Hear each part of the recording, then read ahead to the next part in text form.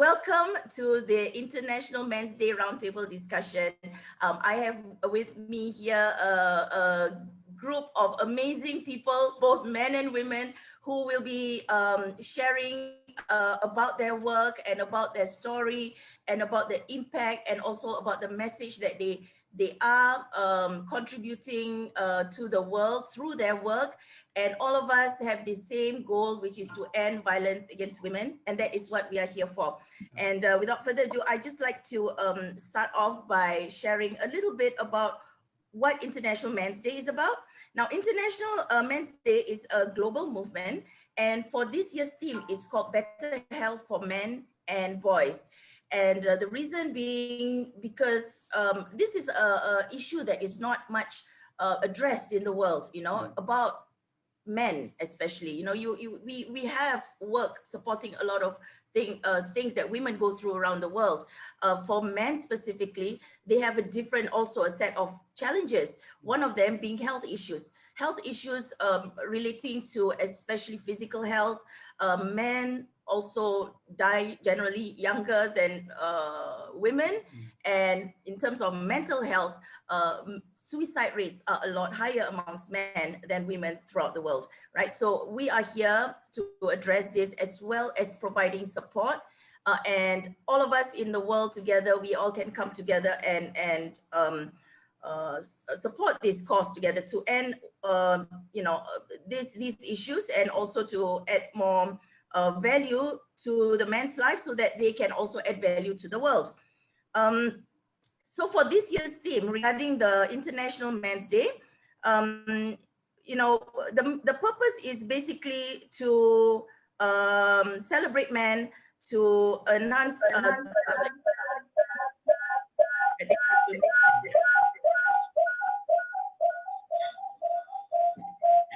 think we need to mute Aatu. I think there's a bit of feedback there. Okay. All right.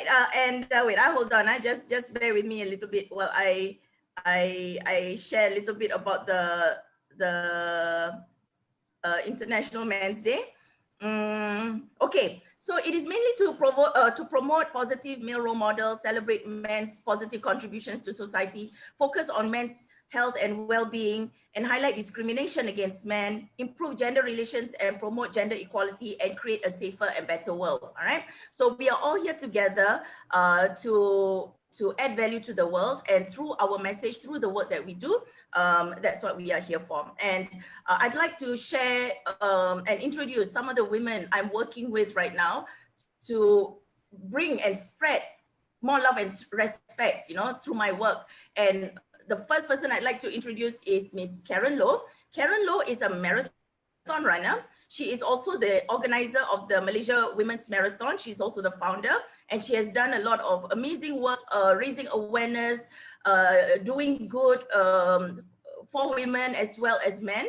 And also she's run marathons in her life, right? So I just like to have Karen share a few words about the work that we are currently and the project that we are currently working on right now. And over to you, Karen. Thank you, Mushida and Zeal, for inviting me to this roundtable talk for International Men's Day. Before I start, I want to wish everyone here, all the men here, happy International Men's Day. Very rarely that we women voice out and shout out for men. There are issues about men who, you know, have higher suicide rates. So that's why everyone comes together on 19th of November to celebrate International Men's Day as well. We recognize their effort as well, not just the women's role in society, where every year everyone look towards International Women's Day, but we need to let people know that there's International Men's Day as well. Okay, so what we want to do is have a more symbiotic relation and impact on the society. So what we do in the Malaysia Women Marathon is actually to create a more circular relationship. Right now, we are doing an event where we call up to end violence against women. But you know, in a society, it's not just about women. So even if this call is by the United Nations Women's Campaign under the 16 days activism, a lot actually centers around the role of men to make it a bigger impact and to make it more successful, where ending violence against women is not just a woman's activism. It includes male role in it as well. So hence we came up with this run called the Kebaya Run. The Kebaya is actually a resplendent attire in the Malaysia's traditional wear. Okay, so what we have here is that we want to use this as an icon to let people know there is a greater message right now in the society. We need to really stop violence against women. There have been some issues of sexual harassment, which is also part of violence to women. And therefore, it needs to carry on with a louder voice. And when we hear things that there is sort of like, an insult to the modesty of women, that is also part of sexual harassment, that is also violence against women. And that message needs to be clearer in the public and to tell men it's time for you to, readjust your mindset, think about how you want to approach women. Everything revolves around, as Mushida and Zeal, emphasize, it's love and respect. The first thing is respecting a woman in the society. We will never get gender equality if there's no respect, correct? So we came out with this message where we will celebrate 16 days activism every year in November, which is the date marked by United Nations, November 25th to 10th of December. Incidentally, 10th of December is Human Rights Day internationally. It's World Human Rights Day. So that 16 days period is a very, very important period where if you want a better society, go out there, create an impact. So for Malaysia this year, Malaysia Women Marathon decide we need to have a campaign. So we started a virtual run. So Kebaya Run's a virtual run because of the lockdown period that we're having with this pandemic. So we did a virtual run. They can choose a particular mileage, a distance that they want to achieve. They sign up for it, and come 25th of November, they go out, they put on their shoes and they go out and run. So we have got even as high a mileage as 145 kilometers. So good luck to everybody who's going to take that long, big mileage to, achieve some voice out. We're just going to let them run and voice out and say, hey, I'm running on behalf of this campaign. I'm supporting to end violence against women, right? And we are going to work with Jewel Malaysia because from that run, we are collecting donation. And Jewel Malaysia, we have Puan Liza, Madam Liza Alif, who is the president. So I'm just going to pass the mic to Puan Liza. She is the president of the organization that creates a campaign, and she helps restart women who needs to come out from a abusive relationship. And I think they have a very good campaign where she works to create education for youngsters, the young ones, to learn more about sexual abuse. All right, so we are happy Malaysia Women Marathon creates a platform via virtual run, and we're helping to have more donations, and the money will be put to good use with Jewel Malaysia. Over to you, Lisa. I'm glad we're working together. All right, thank you so much for letting me speak. We'll have more discussion sooner or later. Thanks, bye.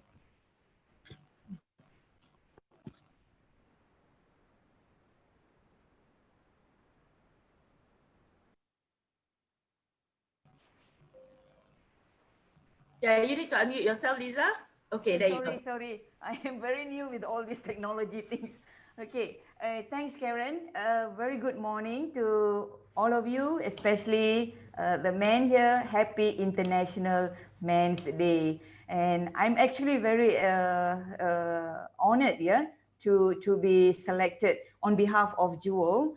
We are honored, we are very thankful to MWM, the Malaysian Women Marathon, to select us, Jewel Malaysia, for the beneficiary of their annual Kebaya Run. Okay, so thank you so much, Karen.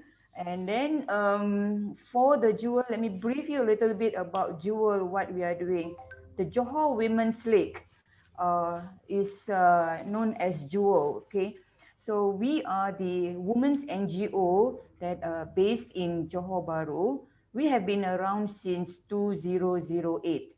Okay, so our memberships are all by invitations. All are women. It's not that we do not want men, we want men. We need help and support from men.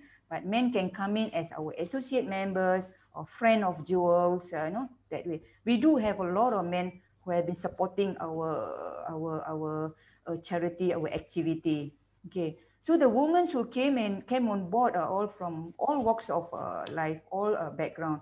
They are professionals, homemakers, and they are also some of them are still students, with one common objective. So our objective is to empower women. The empowerment of women is very important because most women that we help, they are somehow or rather, they are a mother of 2 or 3 kids. They are being left by their husband, they are being abandoned, or husband passed away somewhere, or husband not working, or drug addict husband, So, and secondly is we are championing the child right. Okay, championing child right, what we are doing? We are fighting for their rights. What is their right? They must get the education. The basic education for children in Malaysia is compulsory from year 1 to year 6. There are many of them did not go to school due to many reasons, because sometimes because of poor, sometimes they lost their birth certificate, or they are not even having their birth certificate. So we help them to document it. We help them to get the documentation, to get the birth certificate. They are didn't even have identity card. Okay, so all these help, and besides that, we also help the women who are being abused physically, emotionally, and mentally. Okay, so how we help? We take them, we counsel them, we take them to various organizations, those that can help them to start with their life, and they can move on. Once they are on their own, they can move on. So we let them fly. So yeah, I think so far we have been getting help from various organizations and also other NGOs, and also some governments has been supporting us. Over to you, Mushida. So much, Lisa, and for the amazing work. Both you and Tanam is also here, so I'd like to acknowledge Tanam, who is also part of Jewel Malaysia, and Karen also for inviting people to be healthy and also giving at the same time, and working towards a cause. All right, so without further ado, now I'd like to pass this panel over to the men and share their story, share their work, and share their impact. Before that, I'd just like to introduce a little bit about each of them. Okay, I'll start with Zeal. Zeal is hi. He's my life partner and also my business partner of Love and Respect Transformation. Zeal also does a lot of impact work through his business, and helping right now. 80% of the work that we do are actually focusing on refugee education needs, and the rest is also for other marginalized groups, so that they can all come out of poverty, all instilling the values of love and respect. So what we do, that we the way we coach corporates as well as entrepreneurs and business owners to scale up and come out of the poverty mindset, and that's what we also do for the people in our community, for the marginalized groups. And we also have today from LA, Martin Dunkerton. He is a producer, director, and he makes amazing films. I met him, I think, almost 10 years ago, right, Martin, in Malaysia, where Agong was opened his film. He did a premiere based on Napoleon Hill's book, Think and Grow Rich. And Think and Grow Rich is a book that I've been reading, and I still read with me until now. And he makes films that are also a way of spreading a lot of good messages throughout the world.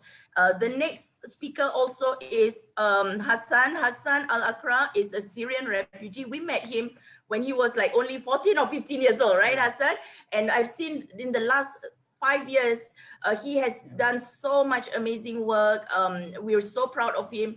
And that's basically the work that we do. We coach and just push the right buttons, and the person can just fly and create so much massive impact on his own. And Hasan has a volunteer network called the Al-Hasan Volunteer Network. He's been covered by Al Jazeera. He's been covered by a lot of media. regarding his work, and he's also the voice behind a lot of refugees, and he's an amazing humanitarian who has raised, I would say, millions of dollars, right, for medical bills that to help refugees with their medical ailments, yeah, here in Malaysia. And we have Aatu Horus also. Aatu is also someone that we met and we were very intrigued by, because he's from Finland and he lives in Nepal. And he has done a lot of good work also in Nepal through his business, through his expertise, and through his talent. He is also a humanitarian filmmaker, and he is a content creator, and he works with business owners around the globe, and also is an NGO advisor for an NGO in Nepal as well. And he will be sharing on his work to end, childhood marriages in Nepal.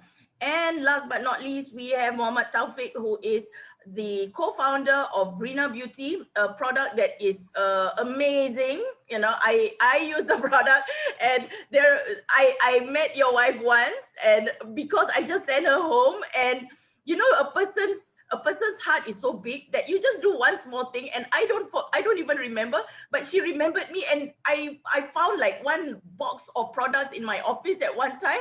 I didn't expect that she was going to give me so many, and I've been using your beauty products. I'm still using, and it's wonderful, and I'm so happy to hear that when Karen said Breena Beauty is also a supporter of the Kebaya Run. So welcome all of you, and I'd love to everybody to just share a little bit about the work, and then we'll look at our Facebook and see what other questions come up. Yeah. So perhaps Zeal, can you start first? Okay, hi everyone. I'm Zeal Zainuddin. So I'm the co-founder of Love Impact Transformation. So a little bit about my background. I'm actually a trainer and a life coach. I do a lot of work on mindset change and communication. So growing up, I had a very good role model in my parents. They instilled a lot of values in myself, and especially my mother, because when my father was working overseas and my siblings went overseas to study, I actually opted to stay back with my mother, to be there with her, because I don't want her to be alone. She was struggling enough to pay all the bills for my siblings to study overseas. So I decided to stay with her. And I felt that even though I did not get an overseas education, but I felt that was the best decision that I've made, because at that time I was very close to her. I learned a lot of values from her. She's a very amazing woman that does a lot of good in Malaysia. And she actually taught me a lot of values. Like in our house, we're not allowed to say anything that is bad, like talk bad about people, cannot even use word like stupid or any kind of word. She will not allow, totally will not allow. So I had a very good role model growing up. I learned to respect women. And one of the things that I had a few turning points in my life, where one of the turning points when in 2006, I was homeless and in a foreign country. Yeah, so I was doing a business there and my business failed. And before I knew it, I ran out of money and I was homeless. And then one thing, I tried to apply a job in the country and I couldn't get the job. And just I understand how refugees feel, because they come to Malaysia and they cannot work. So that's what I'm doing. One of the reasons why I'm doing work with refugees as well.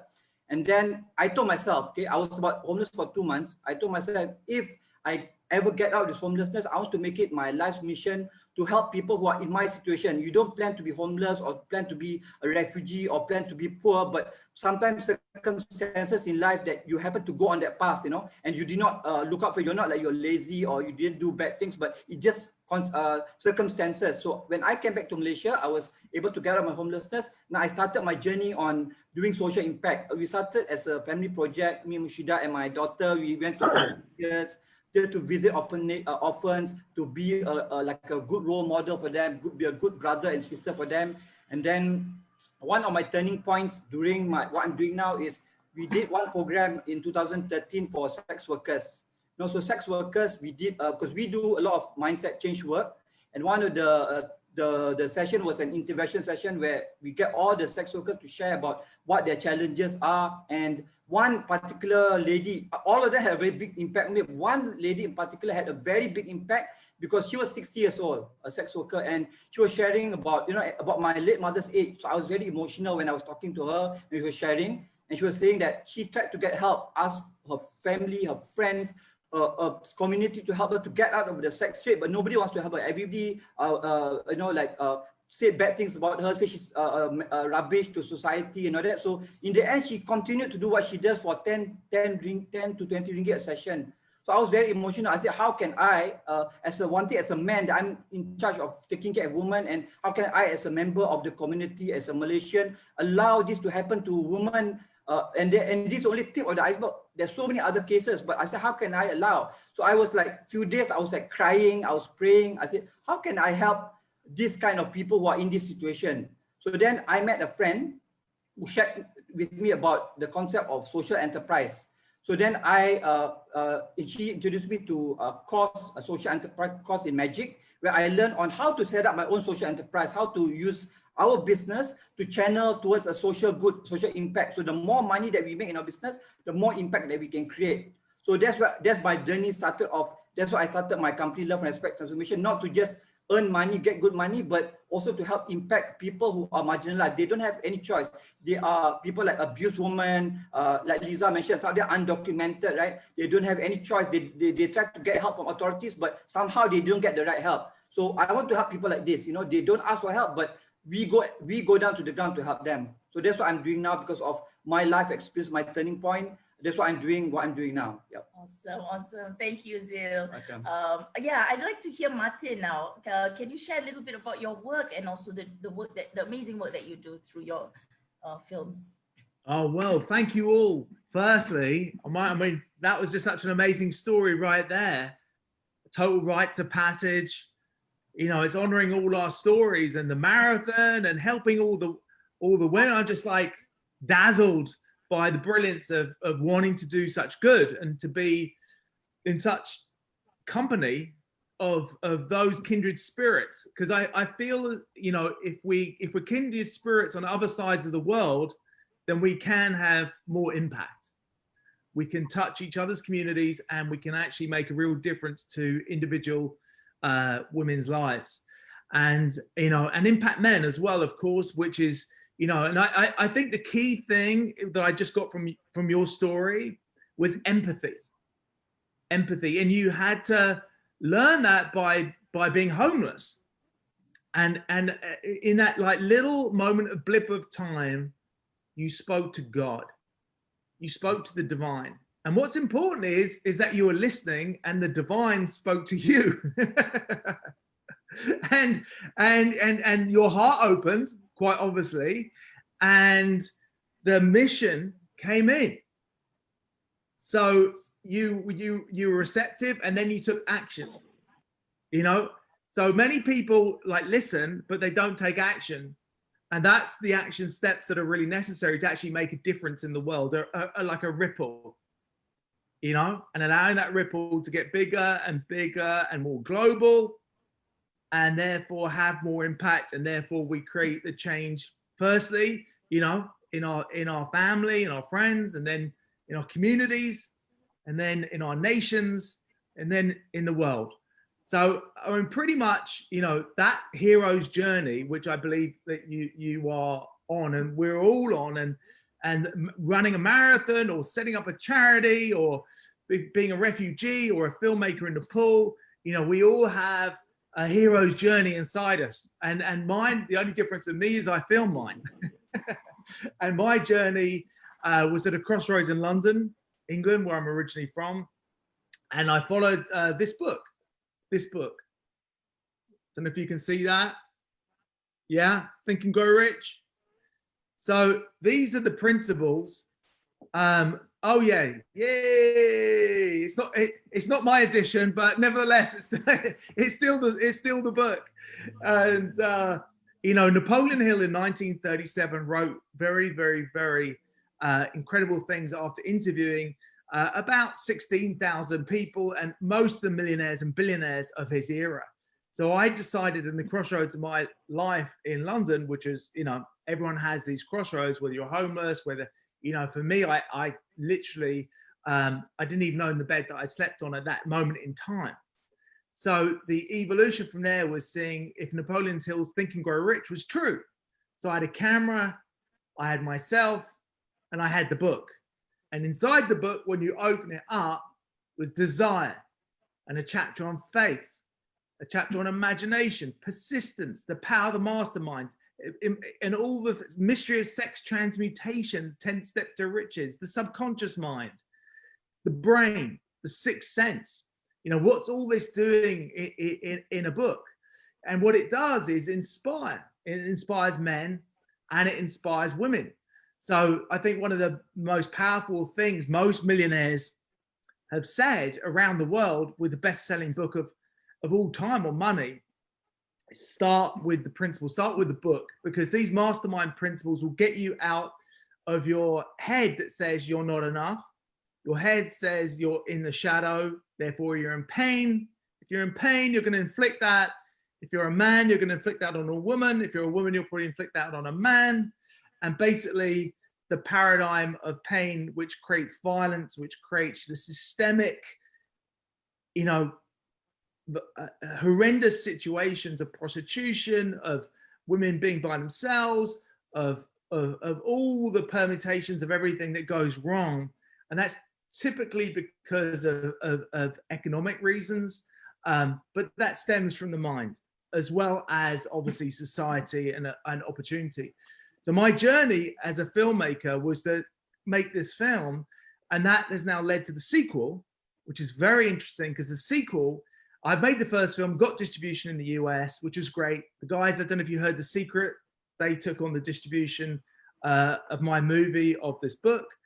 And they basically, you know, my life completely changed. And I'm, you know, I got to speak at the Napoleon Hill World Celebrations in Malaysia, spoke to the king, one of the kings of Malaysia, 1,000 people, had my movie playing in 2 stadium-sized screens, and then we get distribution across the US.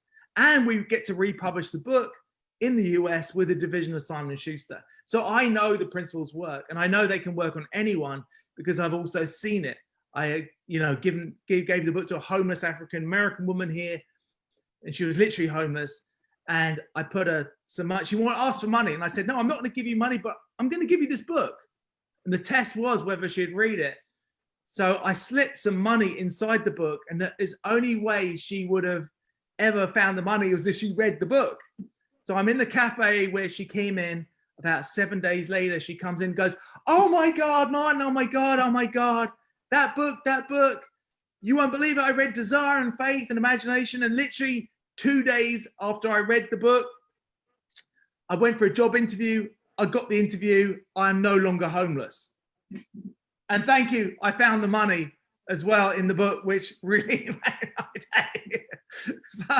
So it was like, you know, that was a good test for me, apart from myself, you know, and I've obviously seen that rippling out so many hundreds of times. So anyway, the sequel is called The Mystery of Sex Transmutation, the 10 Steps to Riches, which is Napoleon Hill's rather brave chapter in the book, Think and Grow Rich, that he wrote in 1937. And he basically says that you can transmute sexual energy into positive, into what you love, into becoming an entrepreneur, into doing good in the world. And it's understanding your nature in the world, so you know what good you can do. You know, that epiphany you had when you're homeless. You run a marathon. You create the fantastic charity to help women. You're a refugee, but you raise money for women in Malaysia. You know, are you from Norway, Aatu? You know, and you're a filmmaker and you help child marriages, you know, to prevent them in Nepal. So all these ripples of good that are, and I've filmed about 70 hours now, material all around the world for this movie, the sequel, the next movie. So, you know, I would just like to say that, you know, upon it coming, this film to Malaysia, hopefully we'll do a version that will be for Malaysia, you know, the whole area, that maybe we can do a tie-up somehow with your charity and, you know, financially give back from the Malaysian sales, you know, to what you do. Because this is the philosophy. In here is the magic of the words, but you guys are all about action and about actually physically helping. So tangibly helping women in Malaysia. That's what, if we can create a link there with the film when it's released in Malaysia, to do actual good in Malaysia for the women, that would be amazing. That would be a true divine gift of God, and I'd be very happy. Awesome, Martin. All right, it's something that we can do a follow-up after this. Great sharing. Thank you so much. I love that story about the homeless woman that you helped, and that is it. You are actually, she did it on her own instead of you giving her $20 or $50 or that ends there. But this one is the knowledge that she can use throughout her lifetime. I add a bit also. One of the things that got me out of homelessness also was principles of the Think and Grow Rich, because I read the book when I was as a teen and I kept on reading it. So it actually helped me a lot in using the principles to get out, because a lot of homeless people, they go in a very dark place. Either they take drugs, alcohol, but because of the principles that I practice and my faith in God, I was able to get out of the homelessness, being a better person, not becoming worse. Yeah. Awesome. Okay, thank you. So now I'd like to hear, like to invite Hasan over. Hasan, can you unmute yourself and share your story and share the work that you do? Okay, thank you so much, Kak Murshida and Abang Zeal. Assalamualaikum and good morning, everybody. First of all, I would like to thank Kak Murshida and Abang Zeal for having me in this webinar with other brilliant speakers. I'm really honored. And I'm very grateful to Abang Zeal and Kak Murshida as well for coaching me and mentoring me since I was really young, like 15, 16 years old. Up until now, I look at them as my idols, actually. So a bit about myself. I came to Malaysia in 2012 with my family as a refugee, and we have been through a lot of struggles in our own home country. Even before we came to Malaysia, when the war first started, we have seen the horrific and traumatizing experience of seeing bombs flying above our house and hitting the village next to us. We have lost many cousins and uncles in the war, and we have seen houses, schools, and hospitals being bombed and destroyed. So that's when my family decided to come to Malaysia to bring us in a safer place. So coming to Malaysia as well, we face another difficulties because refugees in Malaysia do not have the right to work, no right to education, and healthcare is very expensive. So having gone through all these challenges, I started working at a very young age in a restaurant in order for me to support my family. That was in 2012. And then in 2014, I was arrested by the immigration and I was put in detention center because refugees are not allowed to work legally in Malaysia. So I spent 9 days in detention center. And again, another traumatic and horrifying experience. Abuse from the officers, the conditions, it's just terrible. But somehow I am grateful for that experience because it led me to where I am right now. It led me to the work that I'm doing, which is helping other refugee children, those who have been arrested, those who are not being arrested, but in terms of protecting them from being arrested. Through providing educational programs and activities. So I've started my advocacy work and my community work back in 2016, and yeah, we have been running since then. I've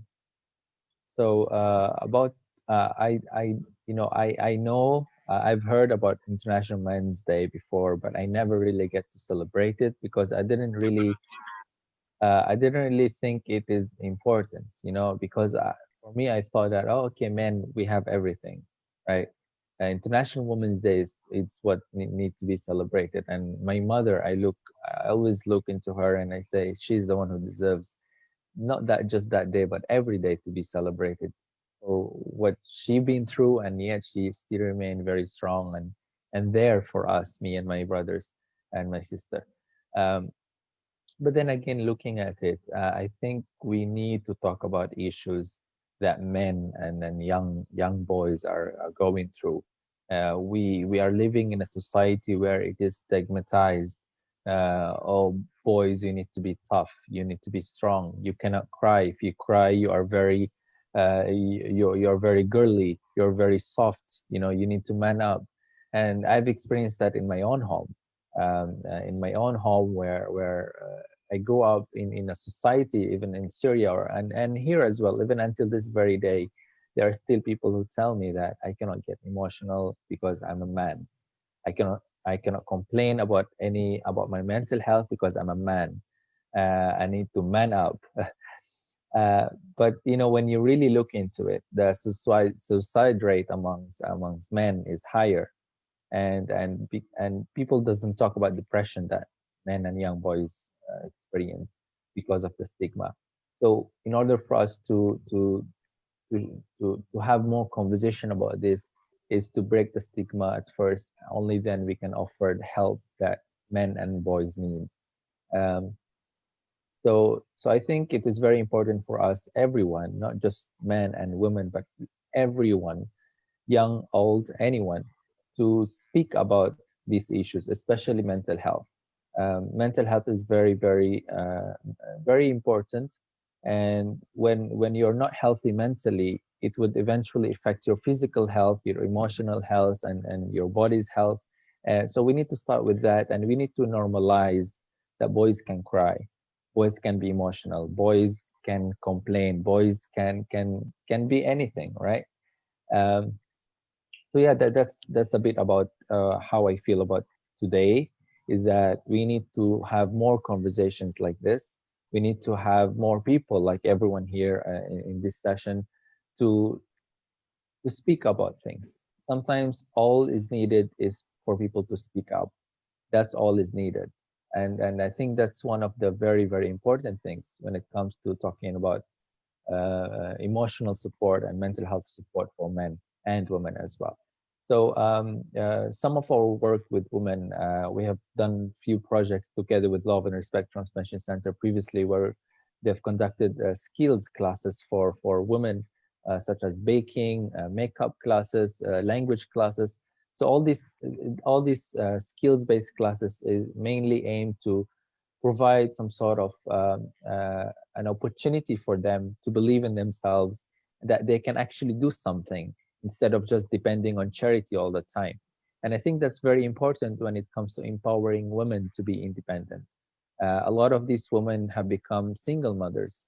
Their husband has divorced them and left. They have been through domestic abuse. They have been through so much trauma, and having an opportunity like the programs that we have organized is such a golden opportunity, and also so meaningful for them, where they get to learn something that they don't need to depend on a man for them to earn an income and survive, where they can stand on their own feet. And I think these are very, very important, actually providing opportunities, equal opportunities for women. Sometimes sometimes when I really think deeply, if I'm a woman, I don't think I would get as much opportunities as I got as being Hasan. And that's very, very unfair. So that's why I try to, personally, I try to have everything equal. But also as an organization, we also try to build that. If we have a program for men where we teach them skills, we will make sure there's also a program for women where we also teach them skills. And I have personally worked on some special cases of domestic violence and abuse. And what always makes me amused and makes me really inspired is that these women who are experiencing the domestic violence and abuse from their own husband, they don't give up. And the main reason is that they have their children. And I think that as a man, I don't know if I am in her place. I don't know if I would even be there still for my children, right? And I think women, I don't know, especially mothers, they are way stronger than we think. Despite, no matter what they experience, this is talking about my personal experience in my family. No matter what they go through, they're always there for their kids, and they never give up. And I think we need to acknowledge that. We need to acknowledge the strength of the women in our society. Without them, the society will fall. And yeah, so that's I think about it, and looking forward to the conversation with the rest of the speakers. Thank you. So Thank you, Hasan. beautiful, so beautifully said, Hasan. Very emotional. Yeah, I'm trying not to cry. Okay, thanks. All right, we'll hear more from all of you. You guys, after we have everyone share a little bit about themselves, we'd love for all of you men here to have a conversation with each other. All right, let's hear Aatu right now. Aatu, can you unmute yourself and introduce the amazing work that you do? Yeah, there you go.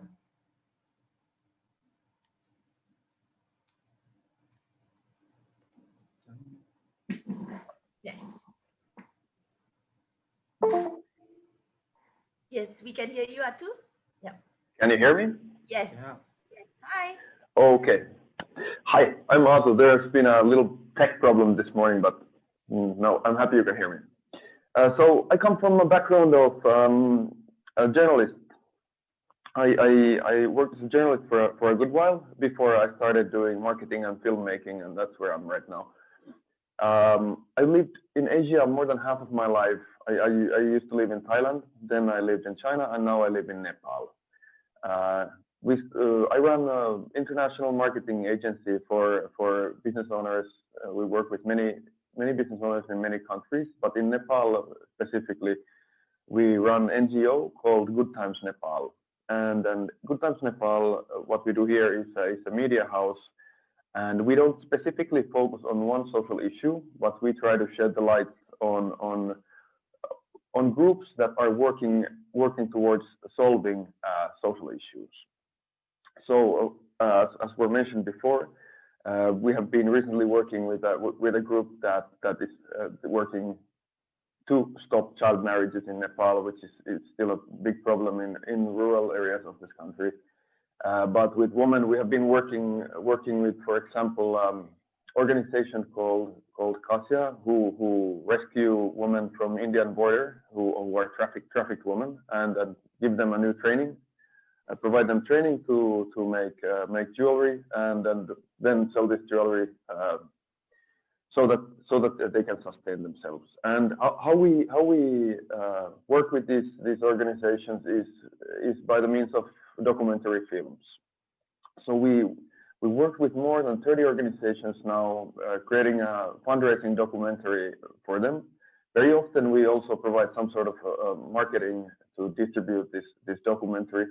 But the idea is that we showcase the good that this organization is doing for some minority in Nepal to solve a social issue. And it has worked very well with our documentaries. These organizations have been able to raise tens of thousands.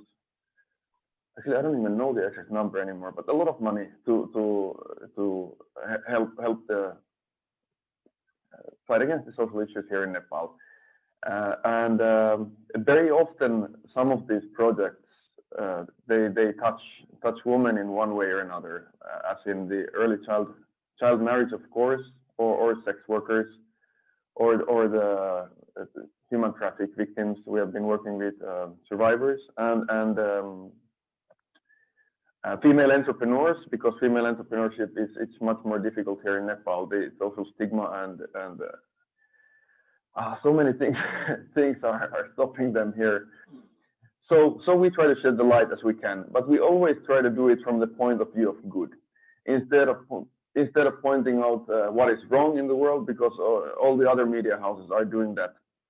We try to show, okay, who is working for these people, who is working to inspire, who is working to do good, who is working to solve issues, instead of focusing on the existence of these issues. I don't see that as my business. This is other media outlets are doing that very well. It's much more easy to sell fear. People like to buy fear. They consume when they're afraid, and I understand why it's much bigger business to sell negative information. Reason for us starting project here in Nepal is originally was to balance the situation, and that's where we try to get. So as a counterpart for this fear that the media is selling generally, we try to provide good news from Nepal currently. That's sort of a summary of what I'm doing. I hope it gave some idea. Thank you so much, Aatu, for sharing. Yeah, and I know you are doing amazing work. That's why you can't even, there's just a lot of things that you have done, and I believe the impact that you have created as well. Thank you so much. Now, can we bring Tawfiq in as well? And Tawfiq, can you please share a little bit about your work and your business? And also why you are supporting, Kebaya Run this time, and what is the purpose? Okay, all right. Hello, everyone. Good morning. Hello. Okay, my name is Tawfiq. I'm from Malaysia, from now Selangor. Before this, I'm stay in Johor Bahru.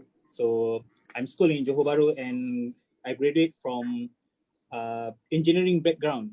You see, so I 100% agree with Hasan. Before this, people got skeptical about me. People are very stereotyped about me. Men who study in engineering do the cosmetic business, about the beauty business. Like is like my friend all the study with me go for engineering side. So me build the brand with my partner, my wife. So I'm so thankful because I have a great supportive wife who really want to grow with me, build this brand. Okay, I want to explain about the Breena. Breena is about the motto of Breena. Sabrina, of course, is come idea from Sabrina because she is the beauty blogger before this. So we start the Breena Beauty in 2015, early 2015. So Sabrina, who is the co-founder also, we want to create a brand who are empowering women and celebrating women, because Sabrina told women is like they feel very happy to wearing makeup because they feel like confident. Their confidence will hide, and they feel like what I'm to try to say is because every woman are beautiful. Now we want to celebrating women to become more beautiful and more confident. Okay, like before this, Breena Beauty already collaborate with Magna Cancer Organization in Malaysia. We built in October 2020. We have a like short sale for 2 days. All the profit from the sale we give 100% to charity, to cancer. But the response was encouraging because people want to they just they not just buy the makeup, but they want to contribute to others. Okay, and since the pandemic, coronavirus, so we think about what we can help people out there. So in March, we have an idea to build mobile apps to create a reseller. So Alhamdulillah, this apps was very responsive, encouraging. We have more than 200 reseller, which is come from the single mother who are housewife, want to help their parents and want to help their husband and their family. So this one is I think is what the objective we build this brand, because we want to help others to become entrepreneur also with a small capital. Okay, so this our reseller, we call it Breena Glam Squad.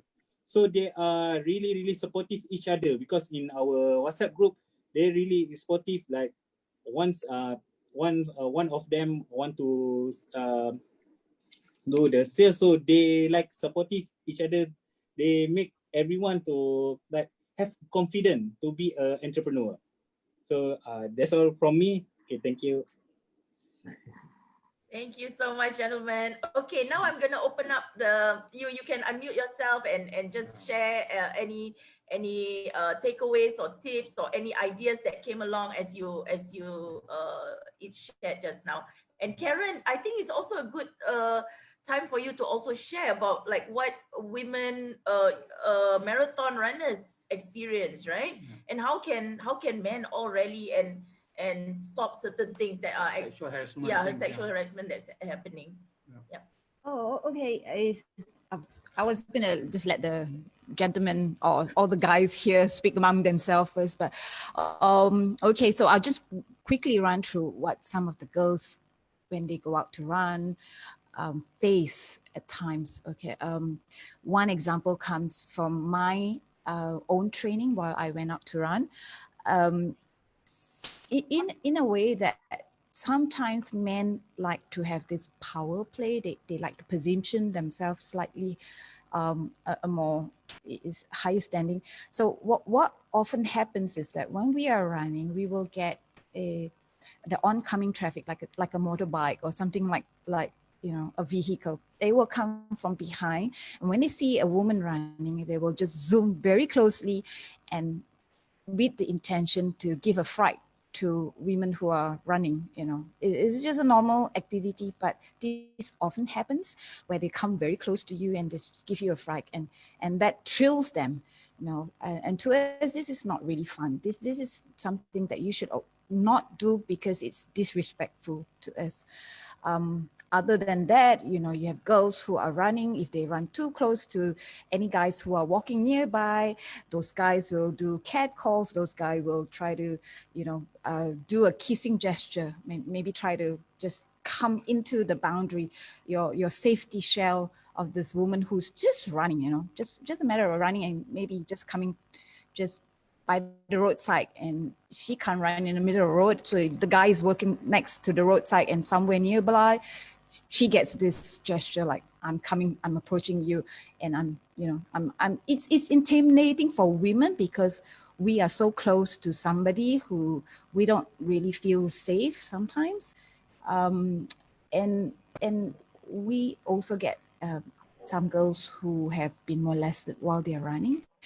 So again, the motorbike or the bicyclists, they come from behind and they will squeeze the bums or maybe touch the chest.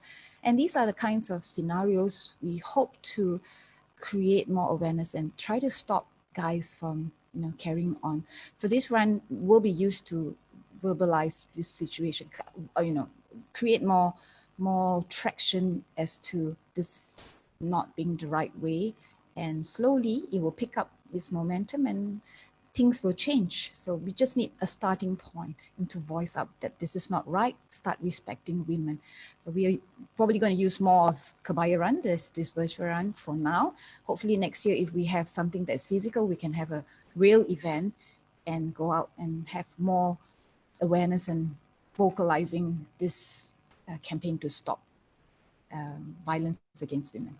All right. So yeah, now over to you guys. Is there a maybe I should ask the guys, how should the girls voice out, okay, specifically when they feel that they are being approached by people, and they don't want this to happen anymore.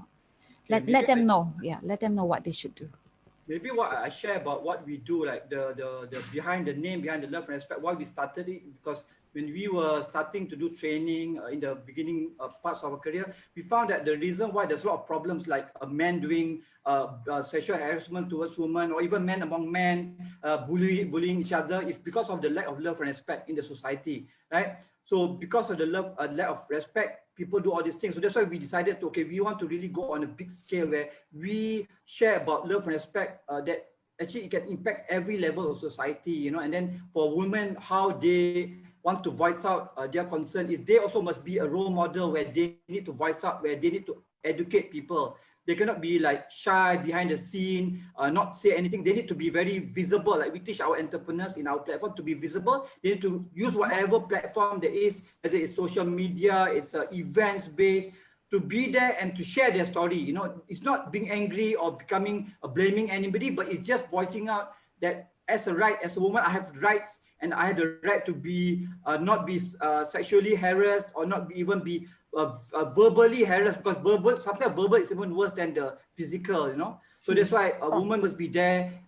In our platform, our Live a Legacy platform, we actually encourage, we have a family leadership community where we actually empower women to be themselves, to be the voice, to be brave, to share their whatever challenges that they face, or even the successes. The thing that we found so surprising was not only they are scared to share about their challenges, but they even scared to say about their successes. We should be shared, because when you share about your successes, like I created an organization to help women overcome all these things, it should be shared, because that inspires other women to take action. That's why I feel that the more people are involved, the more people, men or women, even children involved, you can inspire more people to do this and to actually help be a voice for those who don't have the voice to start off with. Yeah. Actually, Zeal, you're right. It's the voice that's really important. We shouldn't be sweeping all this underneath the carpet and, feeling that this is such a taboo topic to talk about. Occasionally we see online, some women, if they post on their social media and say, well, have you started running? And the kind of comments that they get from public in their social media are sometimes really disgusting. Men will post lewd message, really like sexual connotations and totally out of line, because all the girls just did was, have you gone running? That was the kind of post. But then they get lewd remarks, something that's sexual, something that, talks about their physical appearance. And this is just completely off the tangent, and it should not have happened. Well, if it's happening, the girls should actually voice out. We have got laws here that you can go to the multimedia acts. There are some protection that can be accorded to the girls, but seldom they take the effort to go out, because we always hear from the girls, oh, well, let's just leave it. Let's just not have a look at it. Leave it be, ignore them.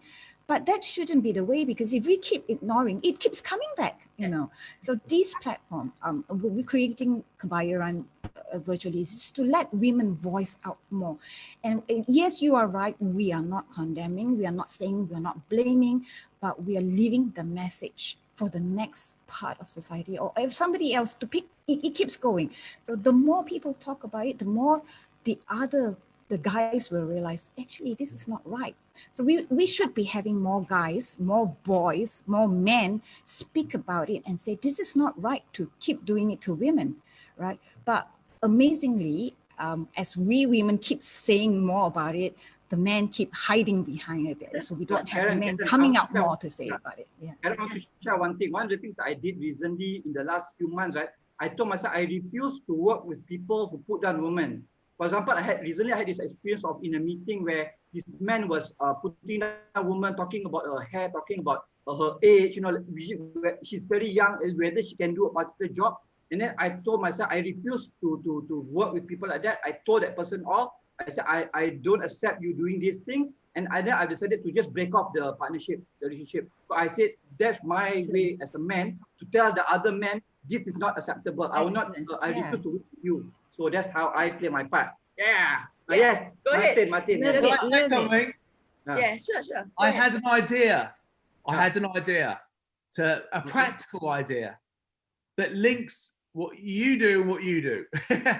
So my little vision, because I get, Think and Grow Rich, this book, it allows you to open up your mind like synapses in the brain, right? You're developing your subconscious mind, so you open up into the divine mind, right? Which is God, okay? God wants balance between masculine and feminine, and not to have these crazy situations like when you're running your marathon and the women feeling afraid. So I got this little practical idea, just popped into my head, so I might as well share it, which is to put the love and respect. I sort of saw this sign saying, love and respect guardians, like a little sign, like you've got on the back of your wall there, right?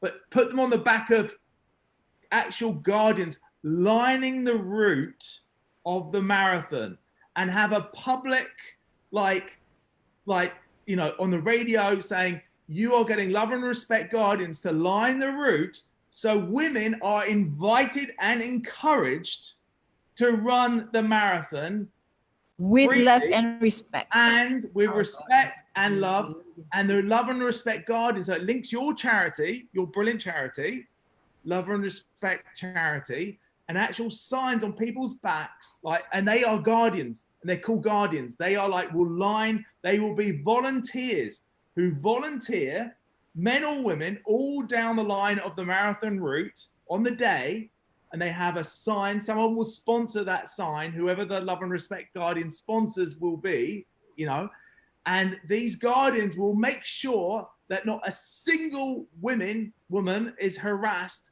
once on the entire route, and will encourage women to run, to participate freely and like completely just, you know, going for it and following their dream and being part of this great race that you're in. That way, it's a practical solution that brings your charity with potential funding and awareness of the charity even more, and will deliver the actual results of that total protection. Love and Respect Guardians lining through. Imagine that. All Love it. with a sign on their back, attached to their back. I am proudly a Love and Respect Guardian. That's brilliant. Anyway, food for thought. It's amazing, Martin. We'll look into it. Yes, thanks so much for that. Yeah. All right. Now, before we end the panel, maybe we have some tips, takeaways, or maybe certain action things that you can invite other people to do, so that we spread the message that you also advocate. All right. Yeah. So Hasan, can you start? You want to share something that takeaway or tips or take action? What people can do, right? Or rally people to do with this message. I think we all can play a part in this. There's, I believe first is number one thing that we all can do that doesn't even require energy or money or anything is raising awareness. Raising awareness either through your social media, either start within your own circle of family, about the organization, about stories of powerful women and men as well, organizations that are fighting for mental health, organizations that are protecting women like Jules here. Share awareness about these so that people are aware. And this is the number one thing that I always tell people is, it doesn't even require your energy or anything from you. All you need is just to, you're sitting with your family or friends, and then, for you to share about it, or you using your own social media, share a post or a photo or anything, a fundraising that organization is doing.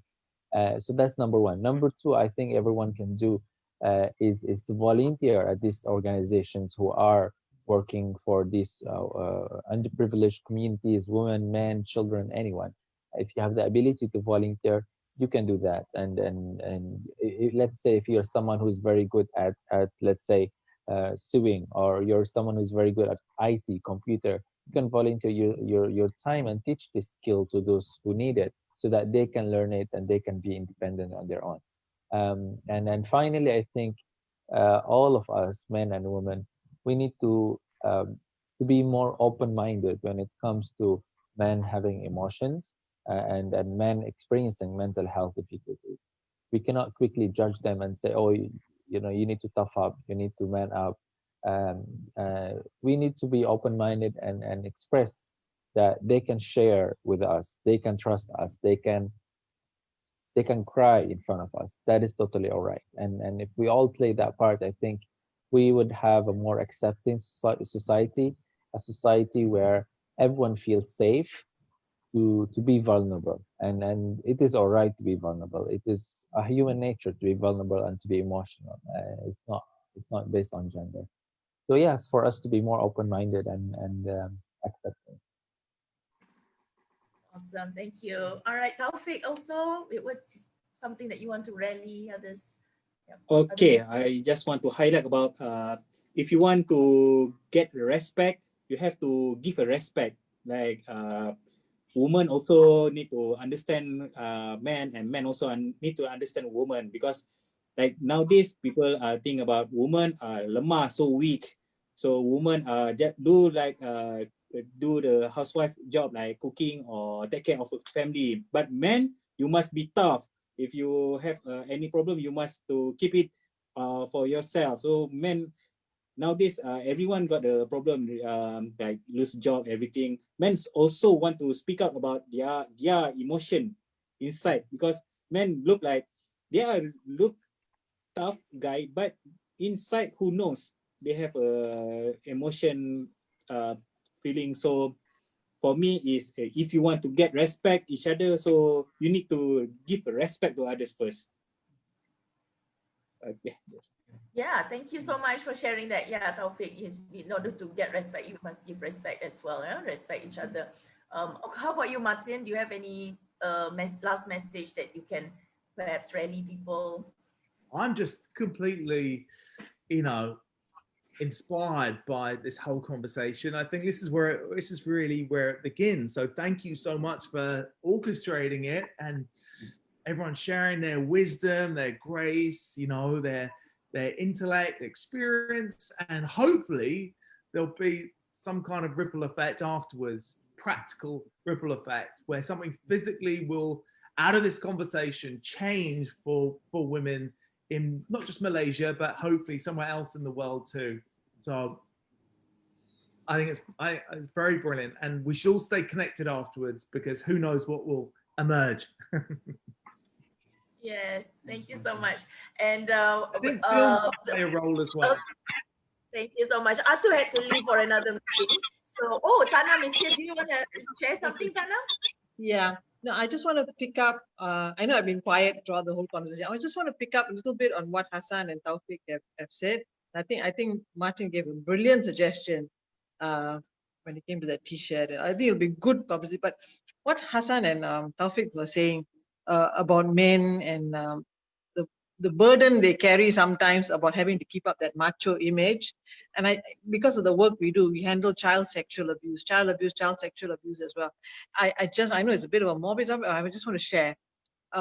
Child physical abuse is the most rampant form of abuse. Child sexual abuse is the most hidden form of abuse. It will be rarely reported, and what even more gets unreported is that boy children are as vulnerable to sexual abuse as girl children, and they will get reported less because it is seen as something sad and shameful and will ruin your macho image. Therefore, never admit, never confess. Therefore, sometimes men never get the healing they need and addressing that pain that they need, and hence it's correct. The suicide rate among men is higher. So I think we need to understand that balance as well.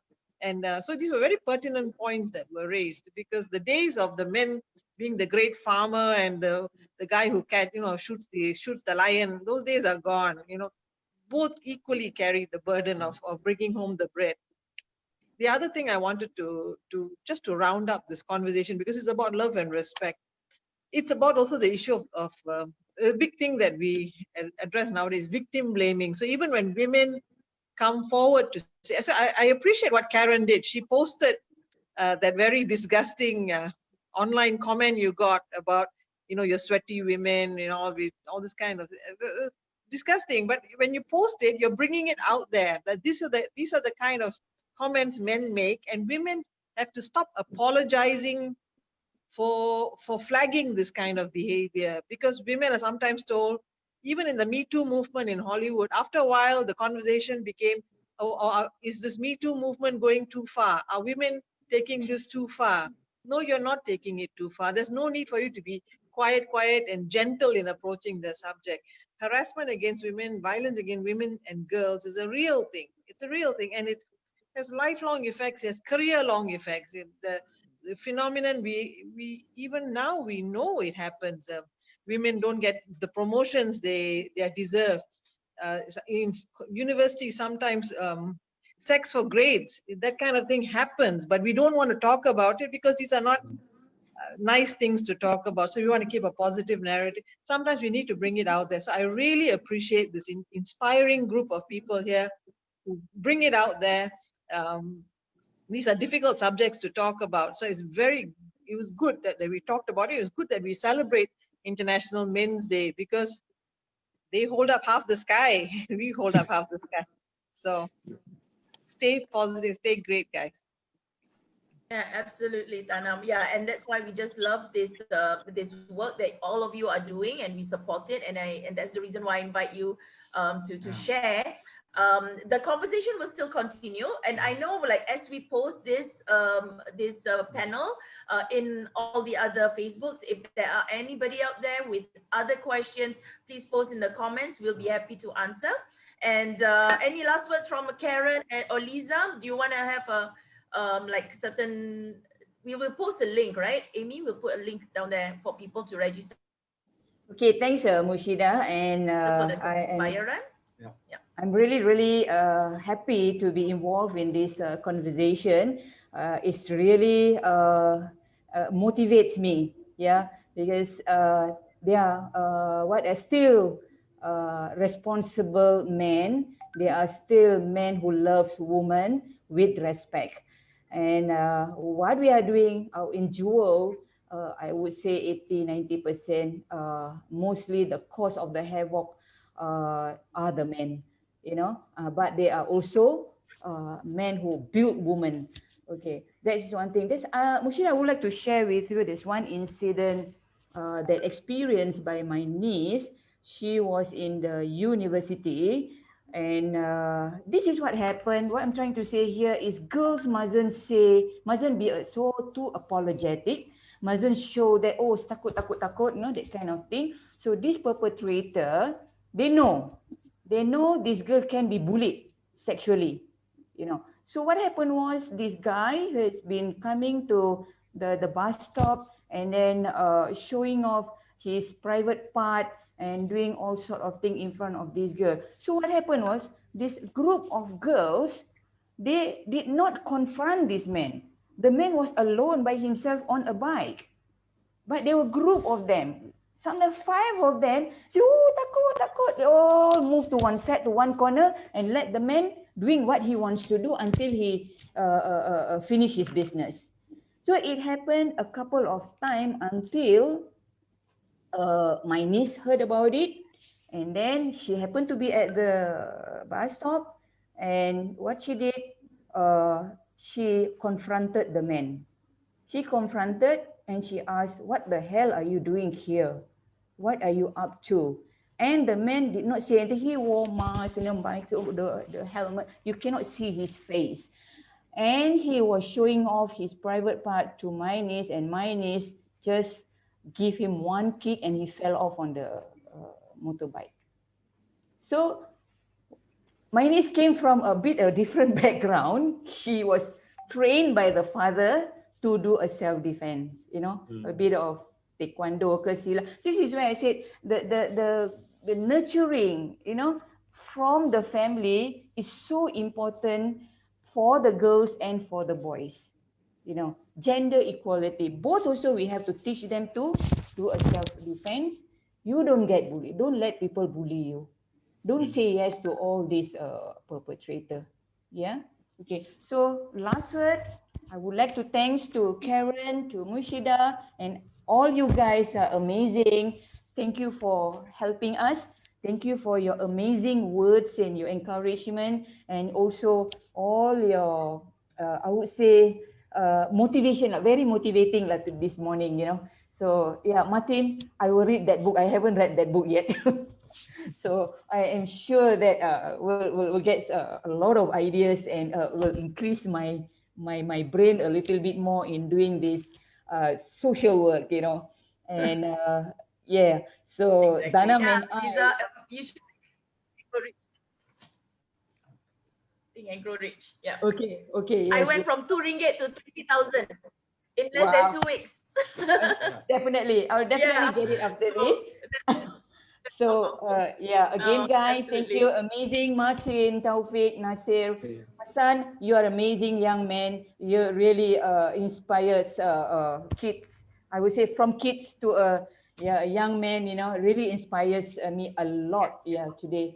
And Zeal, thank you so much for your inspiration and your action to actually tell the whole world that you must love and respect women and also men. Thank you so much, very much. Thank you so much. everyone. I think still want to do a closing. I think I just Zil want to close. share about like what Lisa said, right? The man actually is the role model for the most important is the family unit. So if the man take a man up and they step up in their actions of treating the family right, the children right, with the right education, it can play a very powerful impact. So a lot of problems in the society will be solved. Because when we do our research, when we do our training, we do research, most of the problems with the kids, whether it's bullying, sexual harassment, is because of the upbringing. The parents themselves are, like whack, they call it whack, they are whack and they are 6:30. So if the family, the father and the mother play their role in the society, the children will grow up to be very good children. They have values, they play the society. But the problem now is because the parents themselves, especially the man, is not stepping up. So the men themselves, like for me, I think I start as being a role model to other men, to my I don't have any son, but I have a daughter, but become a role model to my daughter. So then they will do good things in the world. So when we start as a very good family unit, that's why we can spread all these messages out. When every family correct themselves, then it comes to the community, then it comes to the country, it comes to the world. So I believe that is a very good and quite a basic and easy way to start, where we start with the family first and educate people on the importance of parenting. Yeah. All right. Thank you. So, okay, so with that, I think if no one else has anything. Yeah, wanted to thank you, Karen, Lisa, Martin, Tawfiq, Hasan, Tanam, and Amy for being part of this team, because we cannot do it alone. We are one organization, but the more people get together, you can do amazing things. So I just want to thank our individual input, and your effort is amazing. Yeah. And thank you, Aatu. Also, Aatu had to go to another meeting. Yeah. All right. So with that, thank you so much. Take a group photo. Oh, you want to take a group photo? Okay, let's take a group photo then. Yeah. Okay. Okay, 1, 2, 3, go. Ding. I'll post another one with Aatu's picture as well. Okay, so everybody, thank you so much for being a part of this conversation. I'm sure during the run itself, we may slot in other conversations during the day. And Zeal is already training up for it. I lost about 5 kg already doing runs and all that. I feel that it's good to men must take care of their health to be able to be the best version of themselves. And I'm figuring out if he's signed up for the 145 kilometers. Oh, okay. I think you can do it, right, Karen? Already. Okay. All right. So thank you so much, everybody. Lots of love. Have a great day. Bye, everyone. Thank you for this. Thank you for this. Much.